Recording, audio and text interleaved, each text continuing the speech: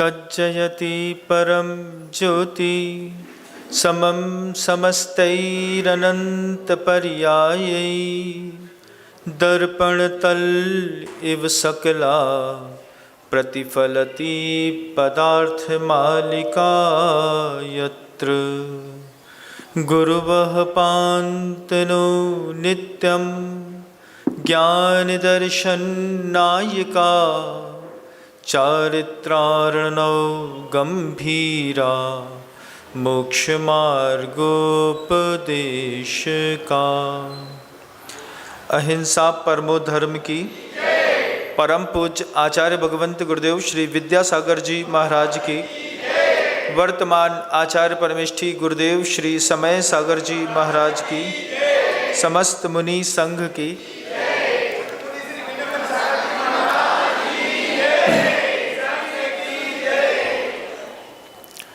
कभी किसी जंगल को अगर आपने देखा हो,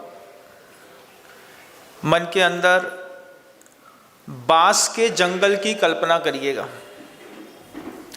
बांस के जो पेड़ उगते हैं वो सैकड़ों की संख्या में रहते हैं, झुंड के झुंड। और बहुत बड़े जंगल में एक बांस के झुरमुट के बीच में शंभु कुमार बैठे हुए हैं। कोई मनुष्य है, बैठा है, साधना कर रहा है। कब से कर रहा है? 12 वर्ष हो गए। लगातार 12 साल तक एक तलवार को सिद्ध करने के लिए शंभु कुमार साधना कर रहे हैं। सिद्धि धीरे धीरे धीरे धीरे धीरे धीरे जैसे चरम पर चढ़ती है। शरीर बिल्कुल काला हो गया, बाल सफ़ेद हो गए, शरीर पर झुर्रियाँ पड़ गईं, पेट बिल्कुल क्रश हो गया, दांत अंदर ही अंदर अपना स्थान छोड़ने को आतुर हैं। ऐसी स्थिति शंभु कुमार की औदारिक देह की हो गई। 12 साल तक लगातार लगा रहा एक तलवार को सिद्ध करने के लिए। तलवार सामने प्रकट हो गई। सामने शंभु कुमार को तलवार दिख रही है। 2 हाथ की दूरी पर तलवार खड़ी थी। शंभु कुमार सोचते हैं, थोड़ा और पुरुषार्थ करते हैं, 2 हाथ भी नहीं उठना पड़ेगा, और मंत्र का जाप, मेहनत, थोड़ा सा पुरुषार्थ करेंगे, हाथ में आकर के तलवार खड़ी हो जाएगी। और उसी बीच में एक पुण्य पुरुष लक्ष्मण का आना हो जाता है।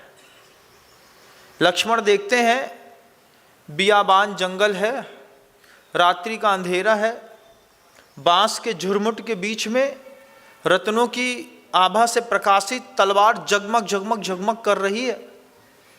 और जगमगाती हुई उस तलवार को लक्ष्मण ने अनायास ही हाथ से पकड़ा और तलवार लक्ष्मण के हाथ में आ गई। सिद्धि करी शंभु कुमार ने, तलवार आ गई लक्ष्मण के हाथ में, क्योंकि लक्ष्मण पुण्य पुरुष थे, नारायण थे, कोई कम बात तो थी नहीं। और हाथ में लेकर के अपने पुण्य से ऐसे तलवार को देखते हैं। देख करके लगा कि तलवार बहुत ज़बरदस्त है। ऐसे फेंक करके लक्ष्मण ने तलवार बाएं हाथ में पकड़ी और उसी झुरमुट में उसकी तीव्रता, उसकी शक्ति, उसका वैभव नापने के लिए जिस झुरमुट के बीच में शंभु कुमार साधना कर रहे थे उस तलवार के लिए, बस लक्ष्मण ने सोचा कि इसकी ताकत तो देखें कि ये कितनी सिद्धि संपन्न है, क्या इसकी शार्पनेस है। और मणिमय तलवार को उठा करके लक्ष्मण ने उल्टे हाथ से उसी बांस के झुरमुट में जब तलवार मारी तो बांस के साथ शंभु कुमार की गर्दन कट गई। ऊपर से दैव देख रहा था। सारी की सारी चतुराई शंभु कुमार की धरी रह गई।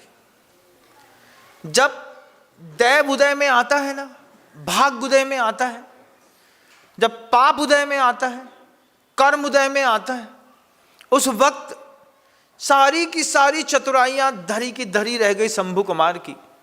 12 साल तक साधना करी, शरीर सुखाया, आंखें धस गई, बाल सफ़ेद हो गए, दांत अपना स्थान छोड़ने लगे, शरीर काला पड़ गया, धूप गर्मी बरसात, शंभू कुमार ने अपना स्थान नहीं छोड़ा, नीचे की पूरी चमड़ी गल गई, बांबियां बन गई पैर में।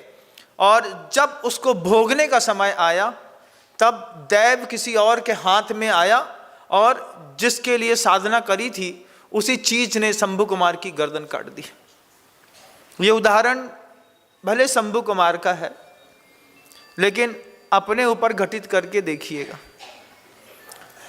दुनिया की बिल्कुल उल्टी रीत है बंधुओं। दुनिया जिसको मेहनती कहती है, प्रभु उसको लोभी कहते हैं। तुम अपने आप को, परिवार के किसी सदस्य को बहुत मेहनती कहते होगे, महाराज सुबह से लेकर शाम तक दुकान में लगे रहते हैं। दुनिया जिसको मेहनती कहती है, भगवान उसको लोभी कहते हैं। इसका इतना तीव्र लोभ है, सुबह 7 बजे दुकान खोलता है, रात को 11 बजे तक दुकान में बैठा रहता है। इसके बीच में अगर उससे कह दिया जाए कि भैया 7 बजे से दुकान खोलबे में अगर मान लो 9 बजे खोलो तो तुम्हारा का बिगड़ जे है, तो वो कहता नहीं, हमारी मेहनत, ईमान, मंदिर, कर्म ही पूजा है हमारी। दुकान को ही भगवान समझ करके पूजा करता है। लिखा रहता है ना दुकानों में, कर्म मेरा भगवान, ग्राहक मेरा देवता है, दुकान मेरा मंदिर है, कर्म मेरी पूजा है। ऐसे ऐसे डायलॉग्स लिखे रहते हैं। दुनिया जिसको मेहनती कहती है, भगवान उसको लोभी कहते हैं। कितना तेज लोभ है, सुबह 7:30 बजे से सिद्धि करने में लग जाता है धन की, और रात को 10:30 11 बजे तक तो दुकान में बैठ के सिद्धि करता है। फिर घर में आकर के हिसाब किताब बना करके नए सामान खरीदने को लेकर के रात को 1 बजे तक खाता वही बनाता है। महिला सो रही होती है, बच्चे सो रहे होते हैं, वो शंभू कुमार लगा रहता है सिद्धि करने में। सिद्धि करने में लगे हैं शंभू कुमार पूरी दुनिया के, अपने अपने क्षेत्र पर। शरीर बिल्कुल काला पड़ गया, कपड़े की चिंता नहीं है, जूते चप्पल फट गए तो फट गए, लेकिन लगे हैं लगातार शंभू कुमार मेहनत करने में, सुबह 7:30 बजे से लेकर के रात को 10:30 11 बजे तक। और फिर चिंतन करते हैं कल क्या लाना है, कहाँ से लाना है, कैसा करना है। बरसों की मेहनत के नतीजे हाथ में आते हैं। जब अच्छा धन कमा लेते हैं, अच्छा मकान बना लेते हैं, अच्छी रिद्धियां सामने दिखाई देती रहती है, सब कुछ एक समय पर पल्लवित और पोषित होता रहता है। दुनिया के शंभू कुमार सोचते हैं इसको भोगने के अब दिन आए हैं, बस 2 हाथ की दूरी है और एक झटका लगता है, पखेरु उड़ करके कहीं से कहीं पहुंच जाता है, संपत्ति वहीं खड़ी रहती है। और अगर मान लीजिए संपत्ति को भोगने का पुण्य पा भी गए, तो जितनी इकट्ठी करके घर के अंदर वैभव बना के रखा हुआ है, ये रिद्धियां किसी और के लिए जो तुम इकट्ठी करते हो, सोचते हो हम भोगेंगे, दूसरा आता है अचानक एक तलवार चलाता है, बांस के झुरमुट के साथ बाप का गला काट करके लड़का पूरा पैसा MCX में उड़ा करके बाहर निकल लेता है। पिता रोता रह जाता है, कितनी मेहनत करके सुबह 7:30 बजे से चवन्नी अठन्नी 1 रुपया बचाए थे और तुमने एक झटका में जुआ खेल करके खराब कर ले। तुमने एक झटका में MCX में चांदी को जुआ सट्टा खेलो, शेयर में लगाए, तुम्हारी सारी रिद्धियां कहाँ जाकर के गिरती हैं तुमको भी पता नहीं है। उसके बाद भी लगातार सिद्धि में लगे हैं धन की। 1000 कोशिश करिएगा, जिस तरीके से कमाते हैं उस तरीके से पैसा आता नहीं है। मेहनती लोगों के पास ज़्यादा पैसा आता है कि भाग्यवान लोगों के पास? क्या बताइए ना। रिक्शा वाला मेहनत करता है, देखना उसका मेहनत। किसी जब कभी भी रास्ते में निकलता हूँ, कोई ऑटो वाला, कोई रिक्शा वाला ढोता हुआ दिखता है ना, काला कलूटा बिल्कुल, यहाँ से पसीना झरझराता हुआ बहता हुआ, तुमको ठंडी लग रही है जैकेट में, उसको गर्मी लग रही है खुले बदन में, पसीना टपटपा के बह रहा है, लगातार मेहनत में लगा है। किस्मत में कुछ आता जाता नहीं बंधु। रात शाम होते होते 1000 1500 रुपये आते हैं, 600 रुपये बेचारी दारू ले जाती है, 500 रुपये में घर चलाते हैं। ये दैव है, ये भाग्य है अपना। आचार्य श्री जी स्पष्ट शब्दों में इस बात को कहते हैं कि शंभु कुमार मत बन, लक्ष्मण बनो। लक्ष्मण उस नियति से बनो कि अपना पुण्य इतना मजबूत रखो कि उस पुण्य के कारण तुम्हारे जीवन के सारे काम सधते चले जाएं। जिन एकांतवादी लोग होते हैं वो पुण्य को विष्टा का ढेर मानते हैं, ऐसा शब्द है उनके यहाँ। पुण्य क्या है? विष्टा का ढेर है। इस विष्टा के ढेर पर बैठ करके नृत्य करने वाले लोगों का वो अपने आप को कितना भी महारथी समझ ले, ये उनकी भाषा है, हमारी नहीं है।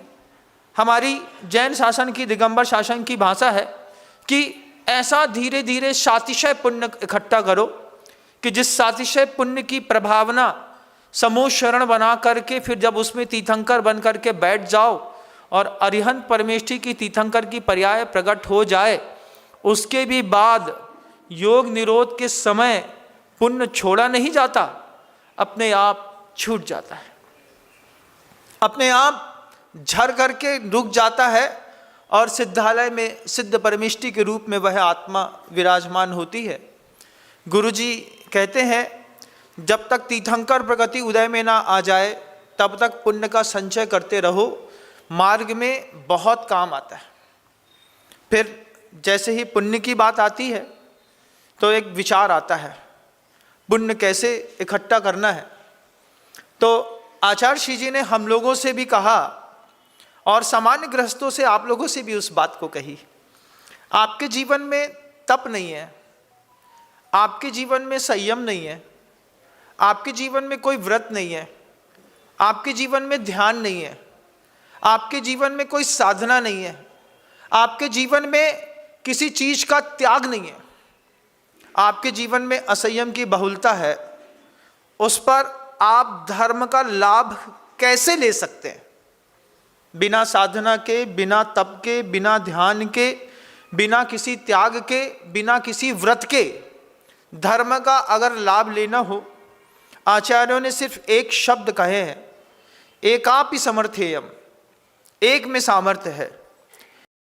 एकापि समर्थेयम जिन भक्तिर दुर्गतिम निवारयितुम पुण्यानि च पूरयितुम दातुम मुक्ति श्रियम कृतिनः। आचार्य पूज्यपाद भगवंत इस बात को कहते हैं कि अगर तुम्हारे जीवन में साधना नहीं हो, तप नहीं हो, व्रत नहीं हो, नियम नहीं हो, संयम नहीं हो, त्याग नहीं हो, किसी भी प्रकार की कोई तुम्हारी कोई निजी प्रभावना नहीं हो, तुम्हारे पास ये बहुमूल्य चीजें नहीं हो, तो फिर एक भक्ति का सहारा जरूर लो। भक्ति को अपने जीवन का अंग बनाओ। भक्ति त्याग नहीं मांगती, भक्ति साधना नहीं मांगती, भक्ति ये नहीं कहती कि तुमको त्याग करने के बाद भक्ति करनी पड़ेगी, भक्ति ये भी नहीं कहती है कि तुम इतना दान दोगे तब तुम्हारी भक्ति सफल होगी। लेकिन भक्ति कमाल करती है।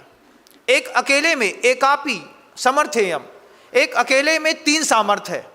जैसे जब कोई अग्नि ज्वलती है तो धधकती हुई अग्नि में, धधकती है अग्नि, सामर्थ्य कई प्रकार की रहती हैं। प्रकाशित भी करती है, किसी चीज को पोषित भी करती है, कहीं पर ऊष्मा देती है, किसी चीज को जलाने की भी सामर्थ्य रखती है। आग एक, रूप अनेक, भक्ति एक, रूप अनेक। क्या तीन चीजें कमाल की हैं? एकापि भक्ति, एकापि अकेले भी, समर्थेयम समर्थवान है। कैसे? एकापि समर्थेयम जिन भक्तिर दुर्गतिम निवारयितुम, दुर्गतियों में जाने से बचना हो, साधना का पल्ला ना पकड़ पाओ तो भक्ति का पल्ला जरूर पकड़ना। दुर्गतिम निवारयितुम पुण्यानि च पूरयितुम, और जिस पुण्य की मैं बात कर रहा हूं, जिसके बिना तुम्हारी पूरी की पूरी जीवन शैली की एकत्रित को ही साधना धरी की धरी रह जाती है, उस पुण्य का पूर आता है। पूर कब आता है? नदी में देखा है कब आता है? दिसंबर के दिनों में नदी में पूर नहीं आता। कब आता है? आषाढ़ के महीने में आता है। जब घनघोर बारिश बरसती है, नदियां लबालब भर जाती हैं, तब नदी अपना विस्तार करती है, तो तो आचार्य कहते हैं कि भक्ति अपने ज्ञान बल से, अपने दया बल से, अपनी पूजा के बल से, अपनी साधना, अपने क्षयोपशम के बल से ऐसी करो कि उस भक्ति का कमाल से पुण्य का पूर आ जाए, पुण्य की बाढ़ आ जाए। और उस पुण्य की बाढ़ को लाने की ताकत तप में हो या ना हो, लेकिन भक्ति में जरूर है। शब्द अलग अलग हैं, धर्म करने के तरीके अलग अलग हैं। आप कभी ये मत सोचिएगा कि मेरे जैसा धर्म करना है। मैंने तप का, साधना का जो हाथ पकड़ा है, उसमें जिन्हें भगवान की प्रतिमा नहीं भी मिले तो तप, साधना, संयम, इनके हाथ पकड़ करके सोते सोते भी उत्थान होता रहता है। आचार्य कुंद भगवान की प्रभावना है इस बात की कि जम अन्नानी कम्मम खवेदि भव सय सहस्र कोडिहिम तम नानी तिह गुत्तो खवेदि उस्सास में तेण। सोते हुए जो एक सांस ले रहा है ना मुनि, सोते हुए, उसमें भी अनंत गुणी विशुद्धि स्थान के साथ कर्म की निर्जरा। जम अन्नानी कम्मम खवेदि भव सय सहस्र कोडिहिम। एक अज्ञानी हजारों करोड़ों वर्षों में जिस कर्म की छपड़ा करता है, तुम साधना करके जिस कर्म की छपड़ा करते हो, तह नानी तिह गुत्तो, एक मुनि गुप्ती के काल में एक उच्छ्वास लेते और छोड़ने मात्र में खवेदि उस्सास में तेण, एक सांस लेने में उतने कर्म की क्षय करने की ताकत रखता है। वो मुनि दुनिया से मर नहीं गए, आज भी जिंदा है। वे मुनि आज भी कमाल करते हैं। जब किसी मुनि की शुद्ध वचन शैली होती है तो उसको वचन सिद्धि होती है, बोलता है तो होता है। तब जाकर के आप किसी साधु के पास निवेदन करते हैं, महाराज श्री शांति धारा आप पढ़ दीजिए। क्यों? तुम भी तो पढ़ना जानते हो, हमसे ज़्यादा ज्ञानी हो। हमारे पास क्षयोपशम है, आपके क्षयोपशम क्षयोपशम लब्धि है। क्षयोपशम में और क्षयोपशम लब्धि में जमीन आसमान का अंतर होता है, दोनों चीज़ें एक नहीं होती। तुमको फिजिक्स, केमिस्ट्री, मैथ समझ में आती है? हाँ महाराज आती है। आगम के में पाप पुण्य समझ में आता है? नहीं आता। तो जब क्षयोपशम सामान्य होता है तो आपको दुनिया की हर चीज़ समझ में आएगी, लेकिन भगवान समझ में नहीं आएंगे। किसी के पास क्षयोपशम लब्धि है, किसी को पाप पुण्य, आश्रव, बंध, संवर, निजरा, मोक्ष दिखाई देता है, तप की कीमत दिखाई देती है। वो उसका प्रयोग करता है अपने जीवन में, खुद के जीवन में त्याग करके अपने आप को साधता है, शरीर को तैयार करता है। शरीर के माध्यम से वो अपने आप को ऊपर उठा करके वचन में ब्रह्म बल लाता है। फिर उस ब्रह्म बल का सहारा लेकर के जब वो मंत्र पढ़ता है तो उसके फूके हुए मंत्र से आपके जीवन का उद्धार होता है। इसलिए आप कहते हैं साधु से, महाराज जी चलिए ना हमारी शांति धारा कर दीजिएगा। उस वक्त जब साधु के अंतर्भाव में जब मैं बोलता हूँ कुल, गोत्र, जाति, धर्म बढ़ने के लिए आरोग्य, ऐश्वर्य, अभिवृद्धि रस्तु, सद्धर्म, स्वशिष्य, परशिष्य वर्गाहा प्रसीदन्तुनः, इसके पीछे सिर्फ शब्द नहीं होते, दिन भर की साधना होती है, ध्यान होती है, सामायिक होती है, शुभ वर्गणाएँ होती हैं, संयम होता है, तप होता है, गुरु का दिया गया आशीर्वाद होता है। कितना कुछ एक कंठ से निकलने वाले दो शब्द के पीछे क्या क्या निकलता है। आपके पास क्या होता है? अब शब्दों की शैली होती है, कसाई होती है, क्रोध होते हैं, मान होते हैं, चिड़चिड़ होती है, लोभ होता है, दुनिया भर की चीज़ें होती हैं। शब्द वही हैं, जिस कंठ से निकलते हैं उससे उसकी कीमत शतगुणित होती चली जाती है। एक आप ही समर्थ हैं हम। वो एक भक्ति ऐसा शब्द है तुम्हारी जिंदगी का कि जिसके माध्यम से तुम वो भी प्राप्त कर सकते हो जो आज तुम्हारे जीवन में नहीं है। और जो इतनी मेहनत करके इकट्ठा किया है, ये पुण्य के कारण जो कुछ भी एम्पायर जमा करके रख लिया है, ये एम्पायर बना रहे। पुण्यवान अगर पुण्य नहीं करता तो उसका पुण्य भी पाप में परिवर्तित होने में ज़्यादा समय नहीं लगता। आगम ग्रंथों में 12 चक्रवर्तियों में 2 चक्रवर्ती ऐसे भी हुए हैं जो थे तो चक्रवर्ती, लेकिन परिग्रह का संचय करके और नरक चले गए। अभी कुछ सालों पहले कन्नौज में एक रेड पड़ी थी, आप लोगों को उसके बारे में याद हो। जब वो रेड पड़ी थी तो उसके घर से 200 करोड़ रुपए नगद निकला और आदमी कोई और नहीं था, दिगंबर जैन था। ध्यान रखना इस बात को। दिगंबर जैनों के घर से 200 करोड़ रुपए नगद निकले थे। जिसके घर से 200 करोड़ रुपए नगद निकले थे, उसके 3 घर बगल में एक ऐसा परिवार रहता था जिसके यहाँ खाने के लिए आधा किलो आटा नहीं रहता था। आधा किलो आटा नहीं है उसके यहाँ।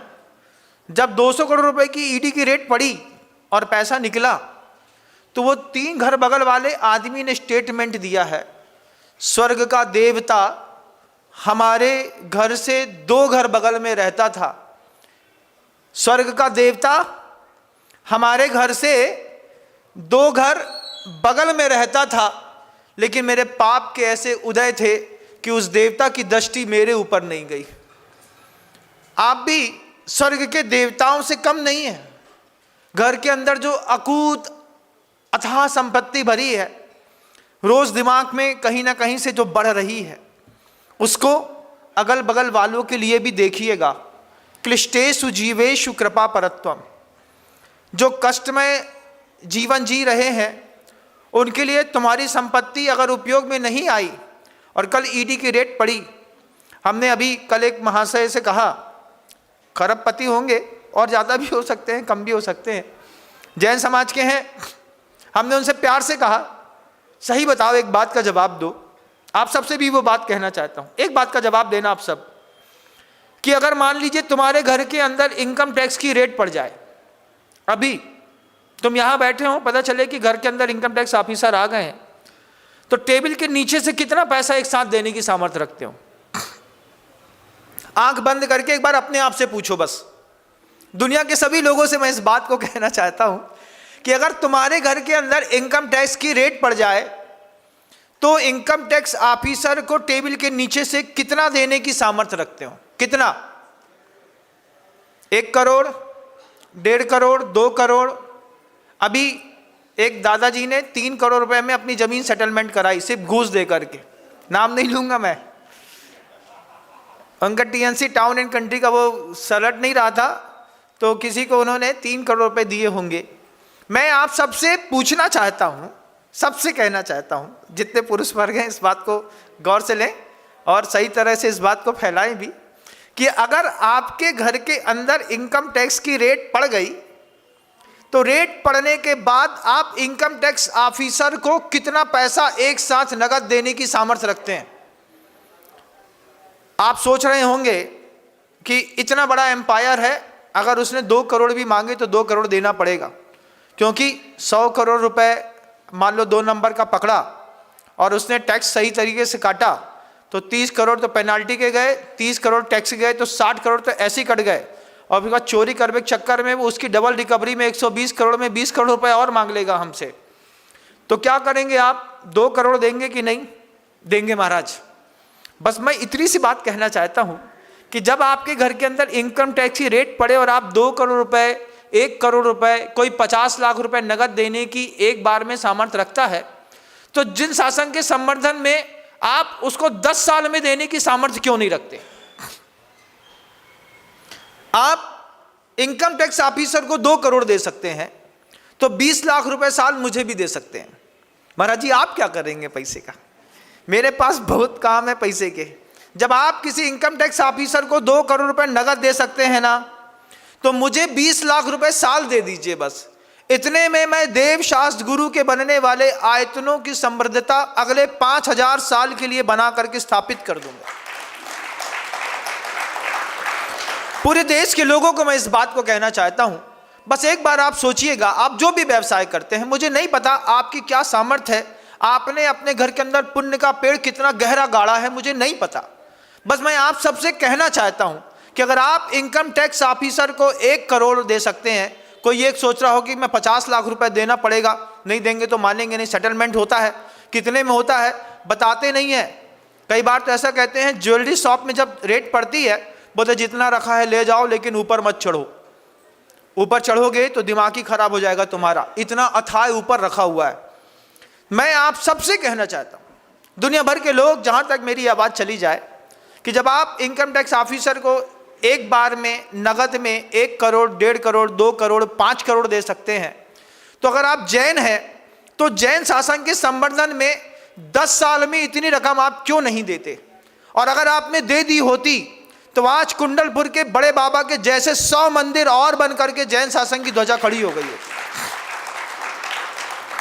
हमारा लोभ शंभु कुमार की उस साधना के जैसा है कि हम इकट्ठा करते जाते हैं, करते जाते हैं, करते जाते हैं, करते जाते हैं, ना खाते हैं ना खाने देते हैं, मोहल्ले का मंदिर तक नहीं बना पाते हैं, ना बगल वाले किसी गरीब को उठा पाते हैं, ना जिन शासन की प्रभावना करने पाते हैं, और सांस की डोर कट से कट जाती है। जैसे मंजा, चाइना के मंजा से जैसे छुप जाए तो सद्दी वाला धागा की पतंग कट जाती है, ऐसी सांस की डोर खच से कटाक होती है।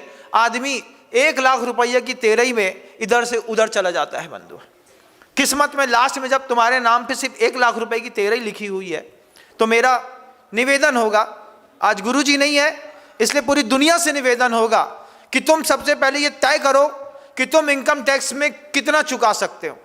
तुम इनकम टैक्स की रेट पड़े तो अगर 1 करोड़, 10 करोड़, 20 करोड़, 100 करोड़ रुपए नकद देने की सामर्थ्य करते हो, तो फिर तुम्हारे लिए, आपके लिए मेरा निवेदन है कि आप उसको 10 साल में जैन शासन के संवर्धन में दान करिए।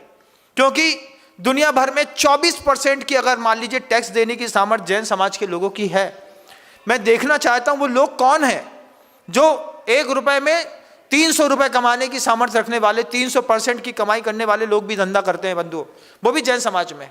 वे अपनी सामर्थ्य की उपलब्धता अगर मुझ तक पहुंचा पाए तो मुझे कुंडलपुर के बड़े बाबा के जैसे अभी 100 मंदिर बनाने का ख्वाब है मेरे दिमाग के अंदर। और सबसे पहले तो वो ख्वाब है कि गुरुदेव जहां पर हाथ धर गए थे, ऐसे सारे के सारे आयतन दुनिया भर की जैन समाज के सहयोग से पूरे हो जाए, जीवन आपका भी कृतार्थ बनेगा। तुम्हारा इनकम टैक्स ऑफिसर को 2 करोड़, 1 करोड़ 50 लाख दे करके तुमने क्या कमा लिया बताओ? तुम अगर मंदिर में दे दिया होता 10 सालों में, हाँ महाराज दे देंगे, आप जैसा बोलते हैं वैसा, 100% की ईमानदारी है। आप जितना पैसा दान देंगे देवशास्त्र गुरु के संवर्धन और विकास के अलावा किसी चीज में खर्च नहीं करेंगे। हम हमेशा कहते हैं विनम्र सागर किसी चीज का कमिटमेंट करता है उसको पूरा करके दिखाता है। आप सबको इस बात में विश्वास रखना पड़ेगा, आप सबकी अनुमोदना चाहिए। आप सेल टैक्स ऑफिसर को देते हैं, एक्साइज वाले को देते हैं, इनकम टैक्स कमिश्नर को जाकर के नीचे से गड्डी फंसाते हैं। चार्टर्ड अकाउंट की जब सीए की पेशियां होती हैं, ऐसे नहीं सीए खरबपति अरोड़पति हो जाते हैं। वो जानते हैं कि घोटालेबाजों की, तुम्हारे मोहल्ले में भी होंगे ऐसे कोई लोग जिनके घर के अंदर रोज झोला भर करके आते हैं और झोला भर करके जाते हैं। वे इनकम टैक्स ऑफिसर को देते हैं तो देवशास्त्र गुरु को 10 साल में देने में क्या आपत्ति है? एक संकल्प तो आपको करना ही पड़ेगा। अभी तक मन नहीं बनाया है तो बनाइएगा। और जिनकी ऐसी सामर्थ्य नहीं है और जो रिक्शा वाले के जैसा पसीना बहा रहे हैं, ऐसे मध्यम वर्गीय लोगों से मैं कहना चाहूँगा कि 2 फरवरी से लेकर के 9 फरवरी तक जिस विधान को मैंने रखा है, आपके जीवन में संयम नहीं है, तप नहीं है, साधना नहीं है, त्याग नहीं है, व्रत नहीं है, आप अपने जीवन में किसी अच्छे गुरुओं के साथ मिलकर के सिर्फ अपनी भक्ति गाढ़ी कर लीजिए। मुझे धन की अपेक्षा इसलिए नहीं है कि 6 महीने में इंदौर ने मेरा माथा आसमान कर दिया है दान दे करके।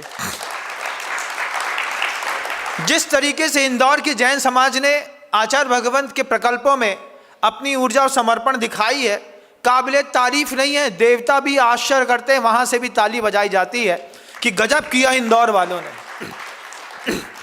जैसे कून के, वो कहाँ के कूनों में टाइगर छोड़े गए थे ना, कूनों में छोड़े गए थे ना, वो कहीं पे टाइगर छोड़े गए थे, ऐसे पूरे इंदौर में 2 शेर एक साथ उतरे थे, दोनों का गला भरा है इस कूनों ने।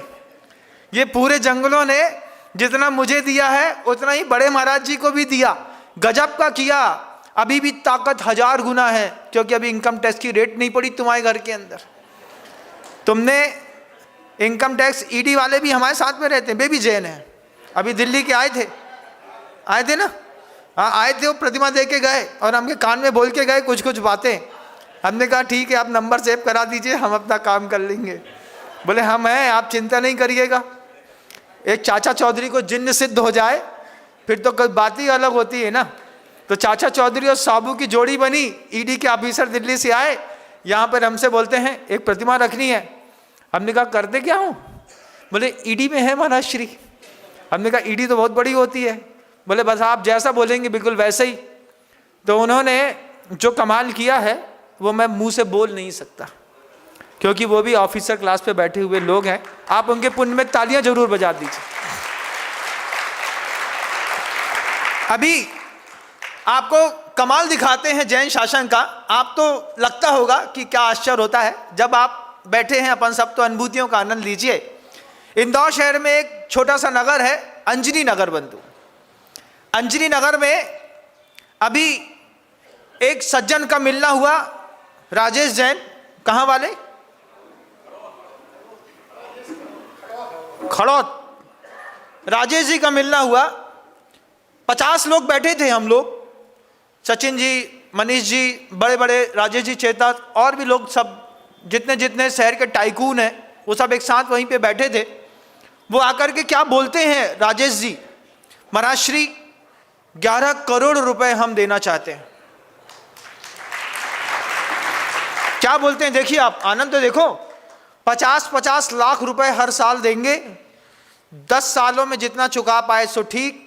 और जिस दिन सर्वतोभद्र जिनालय का पंचकल्याणक हो रहा होगा उस दिन आप सिर्फ भगवान का माता पिता मुझे बना दीजिए। और जिस दिन माता पिता बनेंगे पूरी राशि नगद चुकाएंगे। उसके बाद माता पिता का मुकुट पहन करके उस पात्र को जीना है। और उसके बाद मुझे महाराज श्री कृपा करिए कि मुनि दीक्षा भी आपके हाथों से हो जाए तो मेरे जीवन का सौभाग्य है। ऐसे लोग बंधुओं जो आपके बीच में रह करके इस तरीके की पवित्रतम भावनाएं रखते हैं, उनके सम्मान में जितनी ताली बजाएं उतना कम है। जिन शासन टिका है ऐसे लोगों के बाद, मैंने उनसे बोला राजेश तुम हमारे पास बहुत लेट आए, हम तुम्हारा इंतजार कर रहे थे, लेकिन हमने तुमसे कुछ बोला नहीं। बोला महाराज श्री मेरा संकल्प है, जिन साधुओं को कोई नहीं पूछता, जिन साधुओं की कोई व्यावृत्ति नहीं करता, उनकी मैं सेवा करूं, उनका चातुर्मास कराऊं, उनको धर्म लाभ के लिए अनुकूलता बनाऊं। पिछले 1.25 साल से लगातार घर के अंदर चौका लग रहा है उसके यहाँ, और रोज 7-8 साधु का अकेले घर में रोज आहार होता है। 1:30 बजे तक सिर्फ वो साधु संगति में लगा रहता है। क्या हुआ, संपत्ति सिद्ध हो गई किन्हीं लोगों को, तो वो ऐसा उपयोग करते हैं। अपनी जिंदगी शंभू कुमार जैसी ना बने, इस बात का ध्यान रखिएगा। पुण्य अगर बहुत मध्यम है, लगता है धन नहीं है, कोई बात नहीं, पैसे तो बहुत आ गए हैं। बस जो समोषण महामंडल विधान होने के लिए जा रहा है, 3 चीजें जिसका कोई ब्यौरा मुंह से नहीं होता। आचार्य जी कहते थे, निगोदियों का दुख, सिद्धों का सुख और समोषण का वैभव जिसने देखा है बस वही जानता है। फिर से बोलूं, निगोदियों का दुख, सिद्धों का सुख और समोषण का वैभव कोई शब्दों से वर्णन नहीं कर सकता। जिसने देखा है बस वही जानता है। पहली बार ऐतिहासिक 108 समोषण एक साथ एक स्थान पर लग करके तैयार हो गए। 80 लोगों ने तो समोषण बुक भी कर लिए, 10-20 समोषण मात्र शेष हैं। उसमें आप अपने परिवार की एक भूमिका तय करिएगा।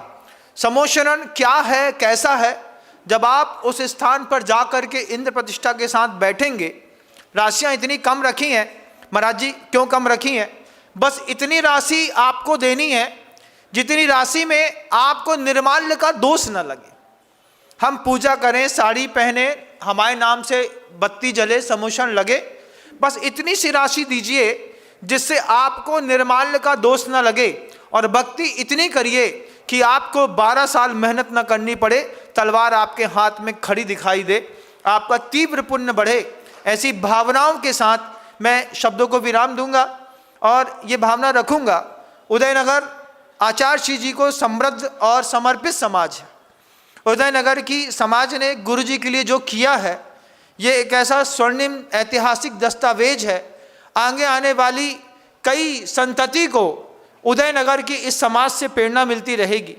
जितना ताकत वैभव नगर की समाज ने दिखाई, एक छोटी सी गली थी जिस गली में कोई जाता नहीं था, उस नंदा नगर वालों ने भी आनंद का पूर ला करके धरा बंधुओं।